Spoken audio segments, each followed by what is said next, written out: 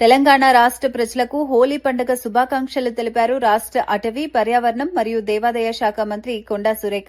హోలీ పండుగను ప్రతి ఒక్కరూ ఆనందంగా, సురక్షితంగా జరుపుకోవాలని ఆమె పిలుపునిచ్చారు.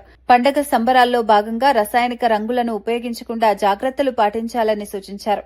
పూలు, ఔషధ మొక్కలు మరియు ప్రకృతి వనరులతో తయారైన సహజ రంగులను మాత్రమే వినియోగించాలని చెప్పారు. ఆరోగ్యాన్ని కాపాడుకుంటూ పర్యావరణానికి హాని కలగకుండా హోలీ జరుపుకోవడం ప్రతి ఒక్కరి బాధ్యత అని తెలిపారు.